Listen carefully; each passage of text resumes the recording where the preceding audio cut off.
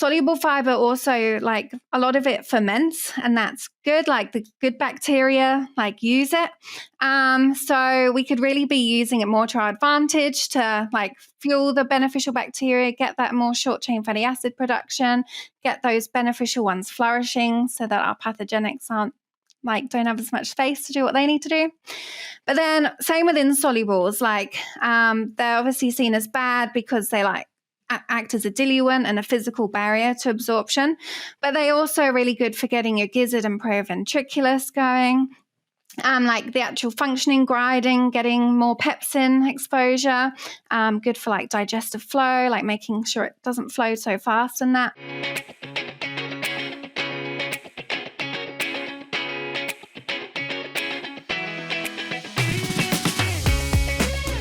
Hello everyone, welcome to another episode of Poultry Nutrition Blackbelt.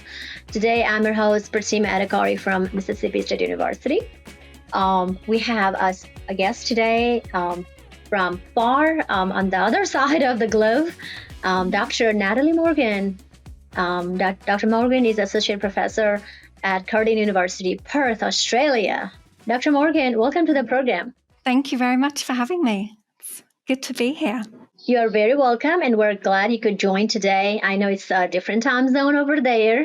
Yeah, a little later. Right. And I really appreciate it. And today we will be talking about fiber. And before that, would you like to introduce to the audience who are listening or watching us about where you're from, which I already introduced you, but what your lab does and what kind of some research that you're working with? Yes, so my main area of research at the moment is fiber. My background is enzymes, so I did my PhD in phytase in broiler chickens at Nottingham Trent University in England. And then I moved to University of New England to do quite a lot in non-starch polysaccharides, like building up a database and doing quite a bit with the NSP enzymes. And then I've moved into oligosaccharides more, so mainly xylo-oligosaccharides and like looking at sort of the prebiotics a bit more. And yeah, quite a lot in method development for measuring fiber, measuring prebiotics. And so yeah, now I'm based in Perth at the moment, so I'm half teaching, half research. And I've only been there a couple of years, so trying to build up the poultry team there at the moment. That's exciting. So how big is your team at that university? Currently tiny, and I have just a tiny little chicken room.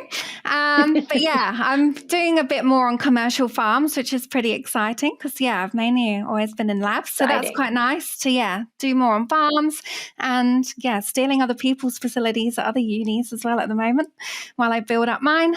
Just a tiny team at the moment, but it's fun kind of starting from scratch, getting chicken stuff going there. Thank you for your nice introduction. And I know you talked about you're working with fiber.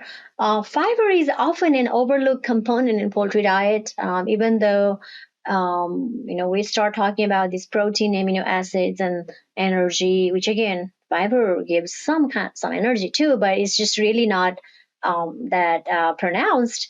So could you explain why accounting for fiber, especially in fiber in the poultry diets, is so important for us? Yeah. So like you said, like we focus so much on like protein, amino acids and stuff. But then if you add up all the nutrients in the matrix, like it's not 100, like it's 90 something. And that's because we're not measuring fiber properly. And that's mainly because it's so difficult to measure fiber. Like it takes a lot to measure all the NSPs. And also people are still a bit confused about different terms of fiber and also like if fiber's a good or a bad thing and don't understand the importance of measuring both the insoluble and soluble fibers. Like they have very different properties, they do very different things, and they have both good and bad. So like our soluble, obviously the main focus, everyone worries about viscosity and the effects of that. So how if it's more viscous, you can't get enzyme access as well, you can't absorb everything as well. And then obviously the water consumption, litter problems that come with that as well. But soluble fiber also, like a lot of it ferments, and that's good. Like the good bacteria like use it. So we could really be using it more to our advantage to like fuel the beneficial bacteria, get that more short chain fatty acid production, get those beneficial ones flourishing so that our pathogenics aren't like don't have as much space to do what they need to do. But then same with insolubles, like they're obviously seen as bad because they like act as a diluent and a physical barrier to absorption, but they also are really good for getting your gizzard and proventriculus going. Like the actual functioning grinding, getting more pepsin exposure, good for like digestive flow, like making sure it doesn't flow so fast and that. And a lot of it can be converted into soluble and have those good fermentation properties. So it's getting people to not see fiber as the enemy as much, I guess, getting them to think more about the positives we can get from fiber. And just being a lot more aware of the fiber levels in their diet. So I did a study a couple of years ago where I just measured the non-starch polysaccharides in a heap of diets around Australia. And we saw like so much variability in non-starch polysaccharide content. Like the solubles varied from like 5 to 23 grams per kilogram. The insolubles were like 60 to 140, like huge variation. And that's just in like one country. So I think, people they're not counting for it when they're formulating. Not many studies are measuring it when they're showing their results. So, and we did see like a strong correlation between feed conversion and insoluble fiber in these commercial diets, like the commercial data of farms.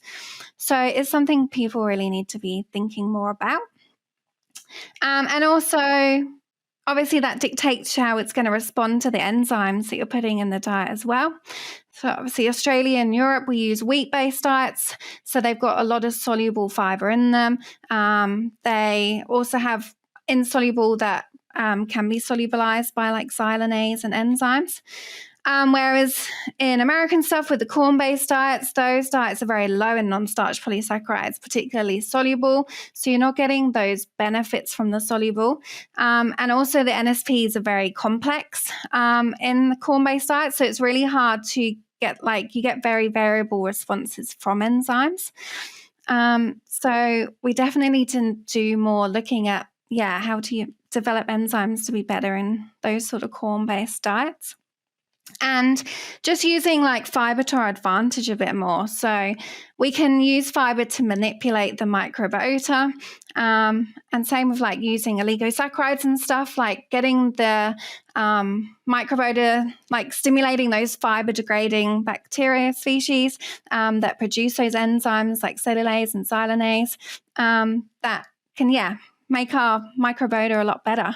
Yeah, no, amazing. Thank you so much for this long and very good and like a 101 description of fiber. And for some of our audience, and well, maybe most of our audience, like we have not understood completely about fiber. Yeah, we have heard this term. And being a nutritionist, yes, we have heard this term and used and worked with this a lot more than any other people in the field, right? I mean, not necessarily a welfare person knows about fiber and its uses.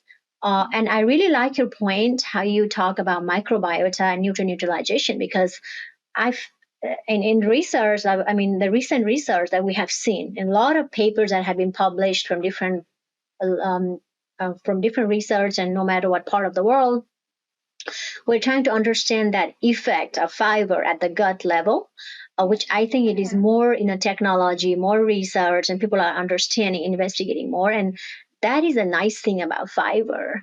That's really great. And what do you, so when you formulate your diet, so how do you look at, let's say we do proximate analysis and it has maybe crude fiber we can ask for. More than a crude fiber, because crude fiber will not tell all the picture. So what kind of analysis that you ask for your diet? So the dream is to do like the full non-starch polysaccharides. So but as I said, it's very difficult. Like you need the specialized equipment. It takes a lot of time to do the non-starch polysaccharides. But like I know they are trying to develop like NIR for non-starch polysaccharides at the moment, and like we're doing work and a lot of other labs too, trying to develop new methods to measure non-starch polysaccharides more easily using equipment people have in their labs. So I think, we need a lot more research in those sort of methods.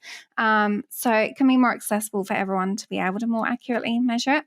But at the moment it's very difficult, expensive, time consuming to be able to measure all the non-starch polysaccharides.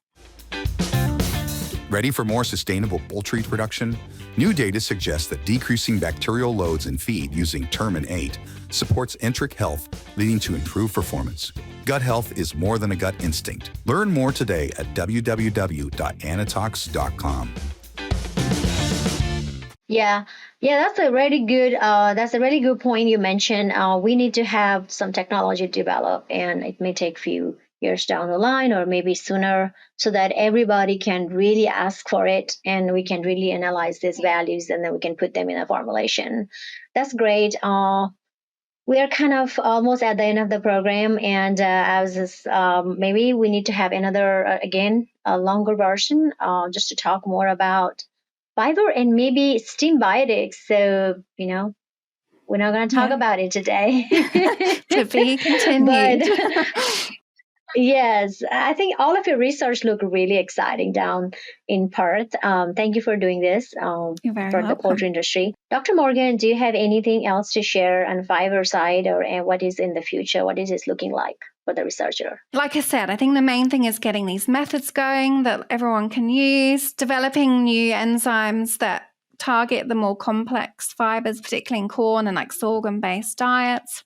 More in laying hens, I think. Like we don't know very much at all about fiber in laying hens, and obviously they live a lot longer. They get more mature microbiota. I think anything we can do in the fiber space with them could be really beneficial. Same with breeders, obviously, like broiler breeders. Obviously, we're very keen on putting fiber in the diets to make them feel less hungry.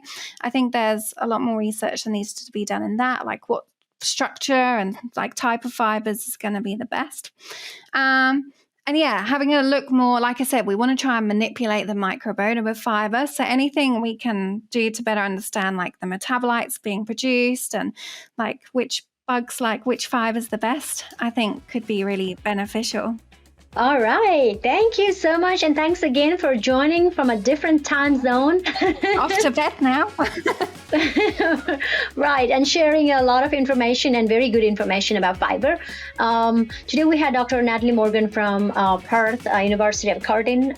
So thank you again for joining. And I'm your host, Prasima. Again, until next time, you all have a great day. Thank you. Thank you.